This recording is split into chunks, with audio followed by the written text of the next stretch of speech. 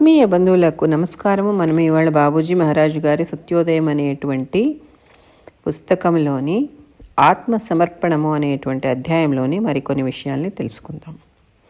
అందుమూలమున గురువు తన పుత్ర సమానుడగు శిష్యుని ఆధ్యాత్మిక సంక్షేమమును సర్వదా కనిపెట్టుకొని ఉండను.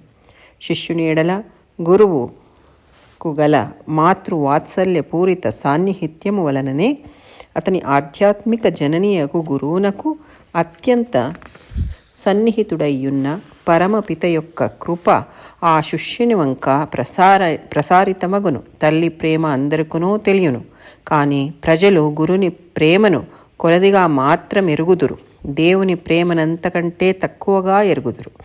తల్లి బాధ్యత నిజమైన గురుని బాధ్యతలు సన్నిహితముగా సమానము. తల్లి బిడ్డను తన గర్భమునందు కొంతకాలం ఉంచుకొనును. గురువు కూడా ఆధ్యాత్మిక శిశువును తన మానసిక పరిధిలో కొంతకాలం ఉంచుకొనును.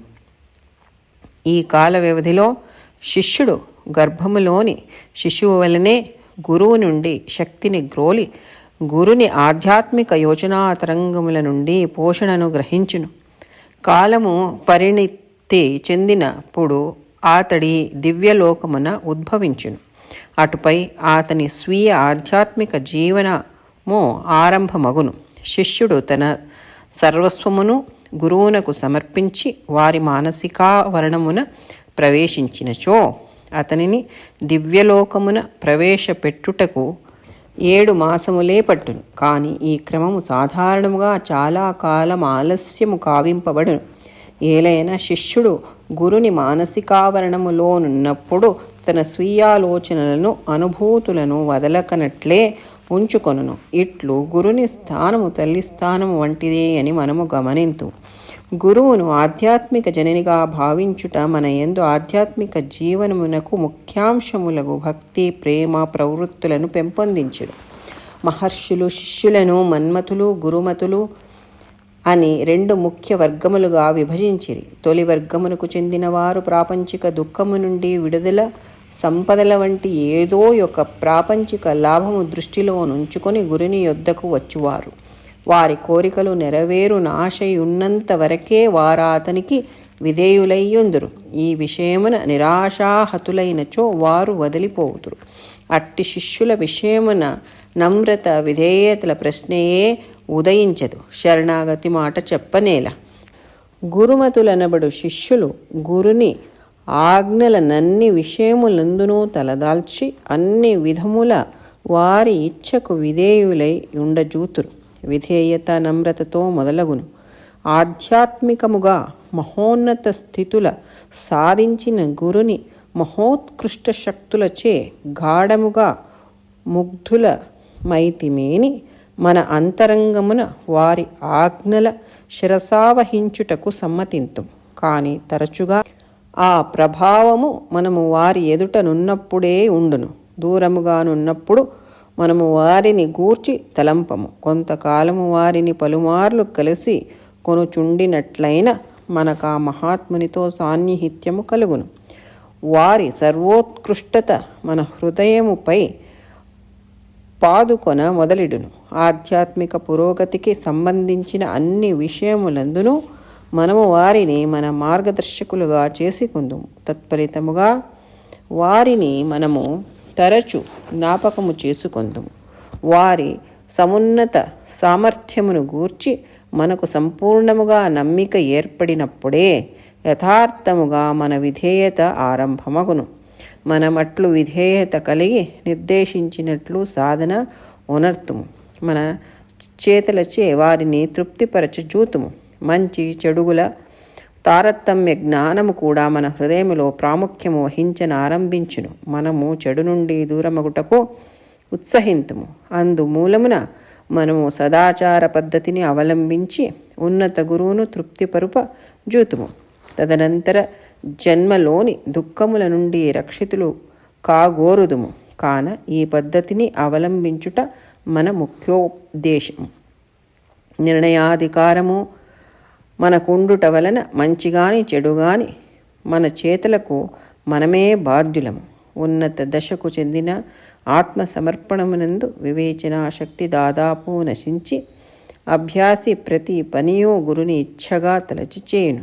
ఇది సరి అయినది సరికానిదను ప్రశ్నయే అతని మనస్సును పొడసూపదు. ఏలన తన గురుని ఇచ్ఛానుసారం ఒనర్చుటలో తాను సరి అయినదే చేయుచున్నాడని, సరి అయినది తప్ప వేరే చేయడని అనుట సంపూర్ణముగా సత్యము. ఇక్కడ బాబూజీ గారు ఏం చెప్తున్నారంటే, గురువు మన ఆధ్యాత్మిక మాత, తల్లి. ఎప్పుడైతే గురువుని మన ఆధ్యాత్మిక తల్లిగా భావిస్తామో అప్పుడు ఏమవుతుంది అంటే, శిష్యుని యొక్క ఆధ్యాత్మిక సంక్షేమం ఏముంది కదా, అది గురువు కర్తవ్యం అయిపోతుంది. కాబట్టి శిష్యుణ్ణి సర్వదా కనిపెట్టుకుని ఉంటాడన్నమాట గురువు.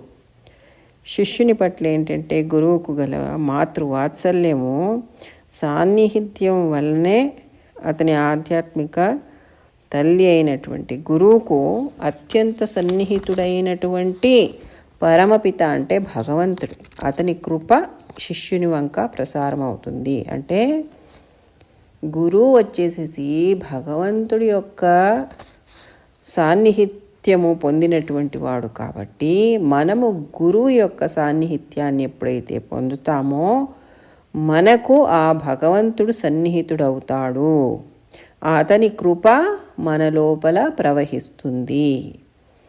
కాకపోతే ప్రజలు గురువు యొక్క ప్రేమని చాలా కొద్దిగా మాత్రం తెలుసుకుని ఉన్నారు. తల్లి ప్రేమ అందరికీ తెలుసు, కాకపోతే గురువు ప్రేమ చాలా కొద్దిగా తెలుసుకుని ఉన్నారు. మళ్ళీ ఇంకా భగవంతుడి ప్రేమ అంటూ చాలా తక్కువగా తెలుసుకుని ఉన్నారు అని చెప్తున్నారు బాబూజీ గారు. తల్లి బాధ్యత ఏంటంటే నిజమైనటువంటి గురువు యొక్క బాధ్యతల్ని సన్నిహితంగాను సమానంగాను ఉంటుందన్నమాట. అంటే తల్లి ఏ రకంగా బాధ్యత తీసుకుంటుందో అదే రకంగా గురువు కూడా బాధ్యత తీసుకుంటాడు. తల్లి బిడ్డను తన గర్భం లోపల 9 మాసాలు ఎట్లా మోస్తుందో అదే రకంగా గురువు కూడా తన ఆధ్యాత్మిక శిశువుని తన మానసిక పరిధి లోపల కొంతకాలం ఉంచుకుంటాడనమాట. ఆ సమయంలో ఆ వ్యవధిలో ఎట్లా శిశువు తల్లి గర్భంలో ఉండేటప్పుడు తల్లి ఏమి ఒక సేవిస్తుందో ఆహారం కానీ ఏది కానీ దాని సారమంతా ఏ రకంగా ఆ బిడ్డ గ్రహిస్తాడో అదే రకంగానే శిష్యుడు కూడా గురువు యొక్క గర్భంలో ఉండి గురువు నుండి శక్తిని పొందుతూ పోతాడన్నమాట.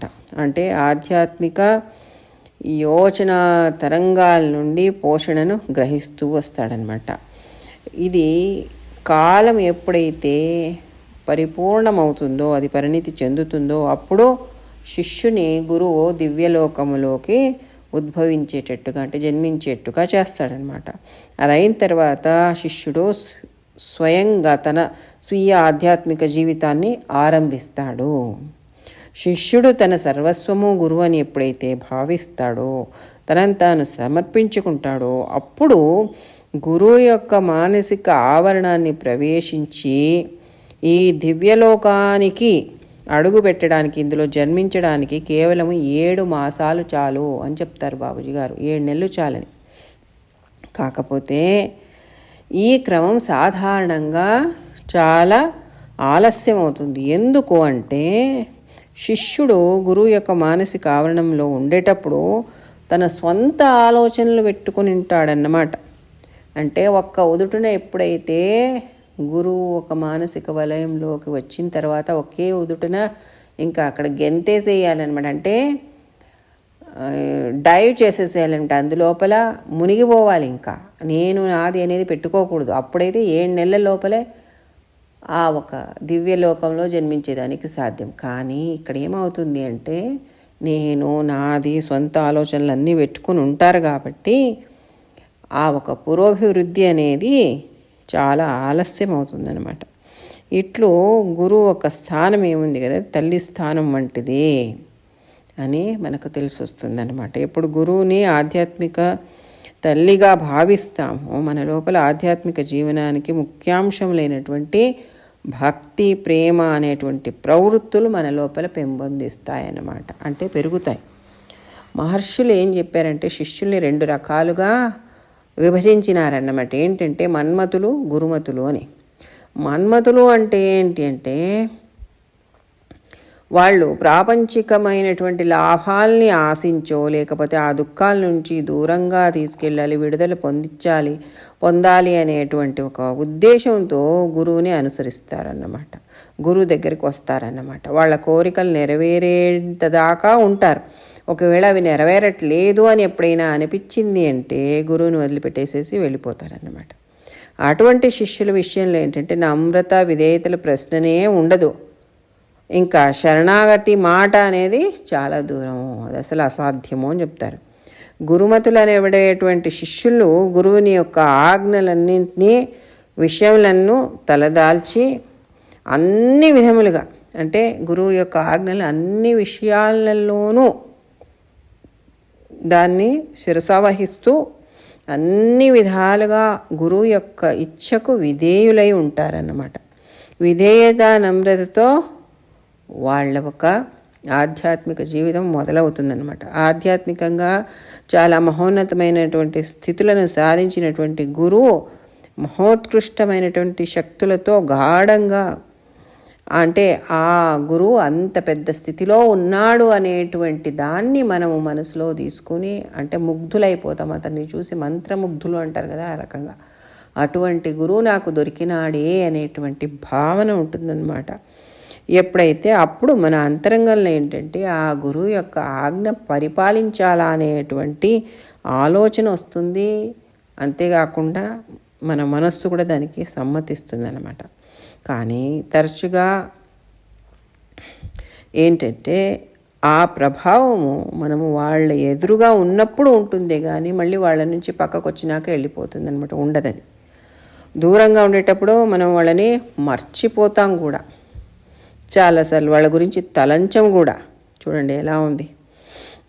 కొంతకాలం అయిన తర్వాత ఏంటంటే పలుమార్లుగా మళ్ళీ వెళ్ళి గురువు యొక్క దర్శనం తీసుకుంటూ ఆయన ఒక సాన్నిహిత్యాన్ని పెంచుకుంటూ పోయినప్పుడు వాళ్ళ ఒక గొప్పదనం మన హృదయం లోపల పాతుకొని పోయేదానికి మొదలు పెడుతుంది.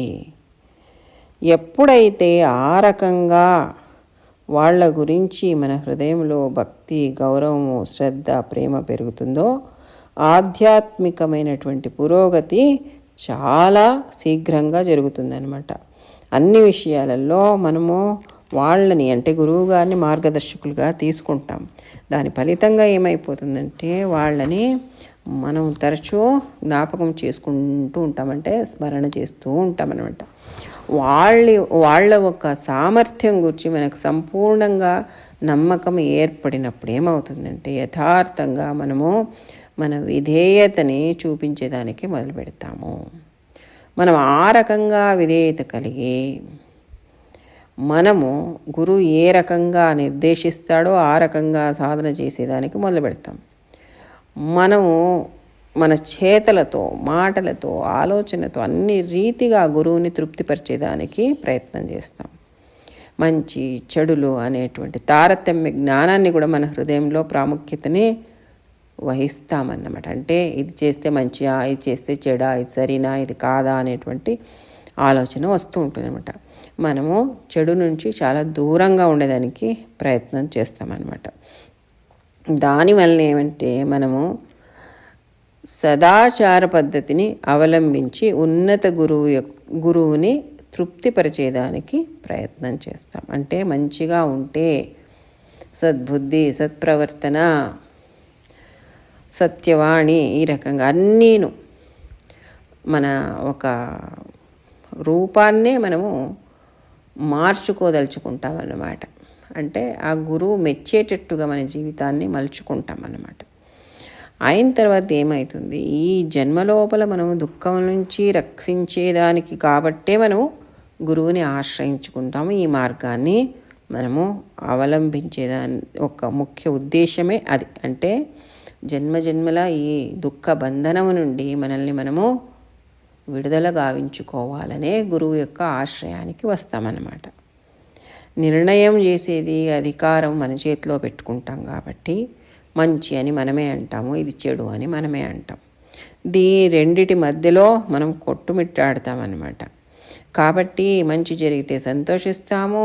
మనం అనుకున్న మంచి, మరి అది భగవంతుడి నిర్ణయమైనటువంటి మంచి కాదు. మనకేది మంచో అది మంచి. దాంతో సంతోషిస్తాము. ఏదైనా మనకు వద్దైనటువంటిది ఉందంటే అది చెడు అని భావిస్తాము, దుఃఖిస్తామన్నమాట. కాబట్టి రెండిటికి మనమే బాధ్యులు అనుకుంటాం.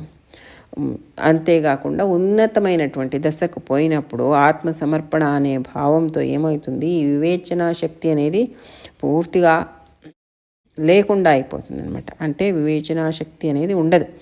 అప్పుడు అభ్యాసి ఏంటంటే ప్రతి పని కూడా గురువు యొక్క ఆజ్ఞగా, ఇచ్ఛగా తలిచి చేస్తూ పోతాడనమాట.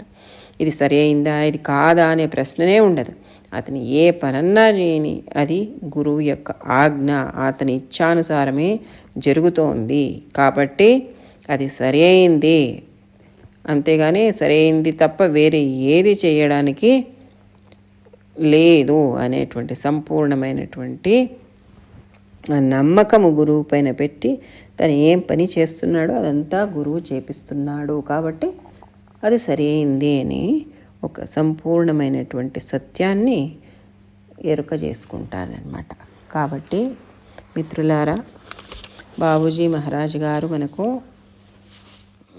ఇవాళ ఆత్మసమర్పణ అనేటువంటి ఒక అధ్యాయంలో ఆత్మసమర్పణ చేసుకుంటే ఏ రకంగా ఉంటాడు మనిషి అనే దాన్ని చిట్ట చివరి దశని కూడా వర్ణించినారన్నమాట, వివరించి చెప్పారు. అంటే అతనికి సరి లేదు, తప్పు లేదు, అంతా గురువుదే, అంతా గురువు యొక్క కార్యమే చేస్తున్నాను అనేటువంటి ఒక భావన అతని హృదయం లోపల వేరూరుకొని పోయి ఉంటుందన్నమాట, పాతుకొని పోయి ఉంటుందన్నమాట. అది కాబట్టి ఇవాళతో ఈ సత్సంగాన్ని ఇక్కడితో ముగిద్దాము. మళ్ళీ ఇంకా కొన్ని విషయాల్ని వచ్చే సత్సంగంలో తెలుసుకుందాం. అప్పటిదాకా సెలవు. నమస్కారం.